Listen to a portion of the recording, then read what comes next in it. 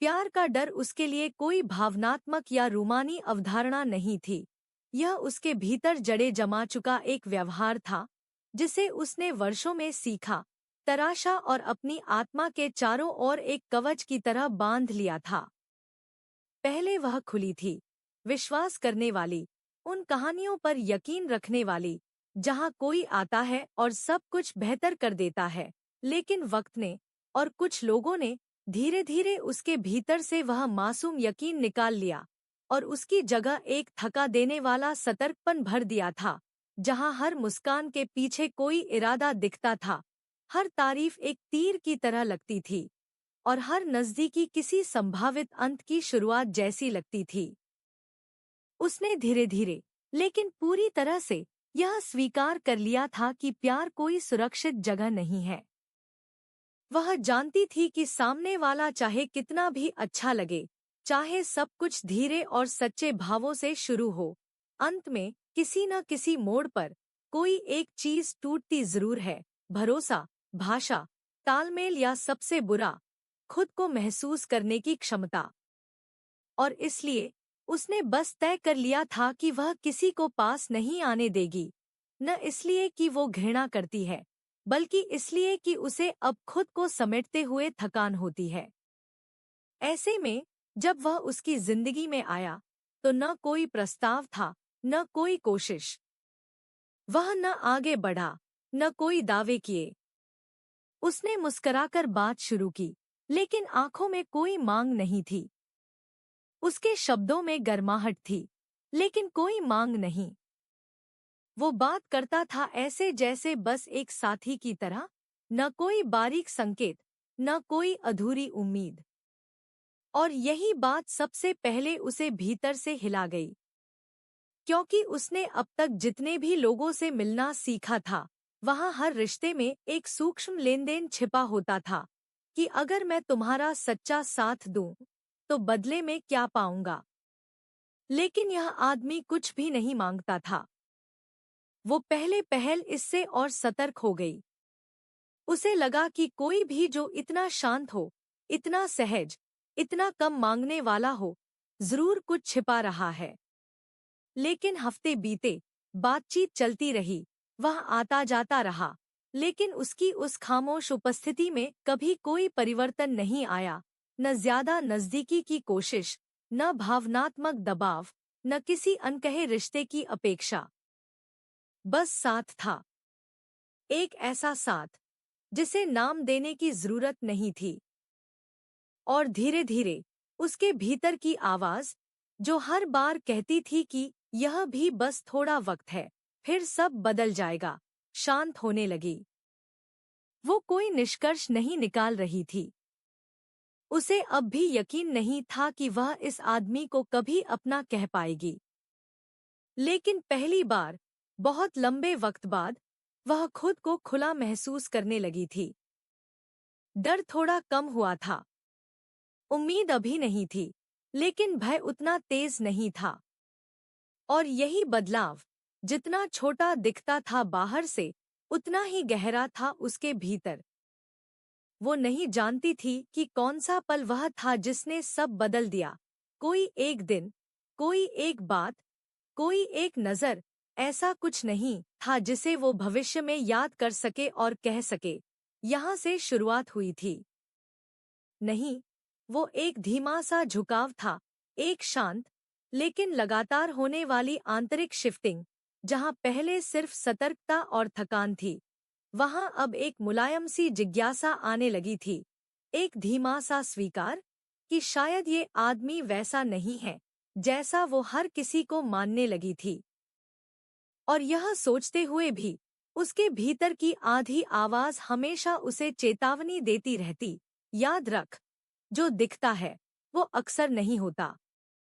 लेकिन इस बार वह चेतावनी उतनी तेज नहीं थी, जैसे कि अंदर ही अंदर कोई हिस्सा उसे अनुमति दे रहा था थोड़ा भरोसा करने की। वो अब भी वैसा ही था, न ज्यादा पूछने वाला, न ज्यादा जताने वाला। उसके शब्द अब भी सामान्य थे, उसकी हाजिरी अब भी बिना तामझाम के थी। लेकिन सबसे गहरी बात यह थी कि अब उसकी मौजूदगी में भी कोई दावा नहीं था, और फिर भी वो वहां था। अक्सर वही लोग जो किसी चीज की मांग नहीं करते, धीरे धीरे सबसे ज्यादा जरूरी हो जाते हैं। और जब ऐसा होता है तो डर भी धीरे धीरे कम होने लगता है, क्योंकि आप समझते हैं कि आप पहली बार किसी ऐसे के करीब आ रहे हैं जिसे आपके बदलने की जरूरत नहीं है। एक शाम, जब वह हल्की सी तबीयत से नीचे थी, बिना किसी बीमारी के, बस एक मानसिक थकान जो बहुत दिनों से इकट्ठा हो रही थी, उसने उससे मिलने की ना तो कोई खास वजह बनाई, न किसी रिश्ते का नाम लिया। बस एक मैसेज भेजा, आज कुछ भी अच्छा नहीं लग रहा, जरूरत नहीं है बात करने की, बस तू रहे, इतना काफी है। जवाब कुछ मिनटों में आया, मैं आ रहा हूं। बस यही। न कोई सवाल, न कोई क्या हुआ, न कोई मैं क्यों। वो आया वैसे ही जैसे हमेशा, बिना किसी अतिरिक्त कोशिश के, एक हाथ में चाय का कप और दूसरे में अपनी चुप्पी। वह सामने सोफे पर बैठा, थोड़ा झुककर, जैसे किसी किताब की दूसरी पंक्ति पढ़ रहा हो, और फिर बिना कुछ कहे उसने उसकी ओर देखा। उस नजर में कोई दया नहीं थी, कोई बेचैनी नहीं, कोई रोमांटिक दावा नहीं, सिर्फ एक गहरी समझ थी कि इस समय शब्द कमजोर पड़ जाएंगे, और साथ होना ही सबसे बड़ा संवाद है। वो कई मिनट तक कुछ नहीं बोली, न धन्यवाद, न स्पष्टीकरण, न कोई भूमिका। लेकिन पहली बार उसने खुद को उस खामोशी के भीतर सुरक्षित महसूस किया, न छिपने की जरूरत, न दिखाने की मजबूरी। और उस पल में उसे एहसास हुआ कि वह उस अवस्था से बहुत दूर निकल चुकी है, जहां वह किसी की मौजूदगी को अपने ऊपर एक भार की तरह देखती थी। अब उसे डर नहीं लग रहा था, न इस बात का कि वो उसके करीब आ रहा है, न इस बात का कि वो खुद उसके पास जा रही है, क्योंकि अब कोई लेनदेन नहीं था। सिर्फ एक शांति थी कि कोई ऐसा है जो तब भी रुकता है जब उसे कोई रोकता नहीं। कुछ दिन बाद, जब सब सामान्य हो चुका था, वह अपने ही स्वाभाविक अंदाज में उसे एक बेतुकी सी बात बता रहा था, शायद किसी पुराने दोस्त की कहानी जो कहीं किसी ट्रेन में रास्ता भूल गया था। तो उसने बात काटते हुए, बिना किसी भूमिका या भूमिका की जरूरत के, कहा, तू जानता है ना, मैं अब डरती नहीं हूँ। वो कुछ पल चुप रहा, फिर मुस्कराया, बहुत हल्के से, और बोला, हाँ।